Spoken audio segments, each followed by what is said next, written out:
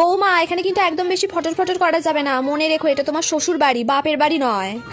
সেটা আপনিও মনে রাখবেন মা, কারণ এটা আপনারও শ্বশুর বাড়ি, বাপের বাড়ি নয়। আপনি এটা মাঝে মাঝে ভুলে যান, তাই না? এই বৌমা, আমার জন্য একটু চা করে দাও তো। কেন নিজের হাতে নেই? নিজে করে খান। সারাদিন এটা করে দাও, ওটা করে দাও, ঢং যত। এ বাবা, এটা কি রান্না করেছো? হ্যাঁ, এর থেকে আমার মা ভালো রান্না করে। আমি তোমার মা নই গো, তোমার বউ। আর এত যেখানে খাড়িচ্ছে তারা নিজের মাকেই বলে না করে দিতে, সেটা তো বলার কোনো সাহস নেই। নিজে কিছু করতে পারে না, আবার আমাকে বলতে এসেছে। বাবা, নতুন বউ তো দেখছি কিছুই কাজ পারে না। হ্যাঁ, কারণ আমি না এই বাড়ির বৌমা, কাজের মেয়ে নই। এতই যেখানে শখ, তাহলে প্রথমেই বলতে পারতেন আপনারা কাজের মেয়ে খুঁজছেন। এত ঢং করে বৌমা করে আনার কি ছিল? এ বাবা বৌমা, এসব কি পড়েছো? আমাদের বাড়ির কিন্তু নিয়ম, সবাইকে শাড়ি পরতে হবে। ওই নিয়ম না, আপনি আগলে ধরে বসে থাকুন, আমাকে বেশি বলতে আসবেন না। আমার যেটা ইচ্ছা আমি সেটাই পরবো। আর বেশি বললে না, আপনাকে বস্তায় পুরো একদম ডাস্টবিনে ফেলে দিয়ে আসবো। বৌমা, কি ব্যাপার? আজ এত সকাল সকাল উঠে পড়েছো?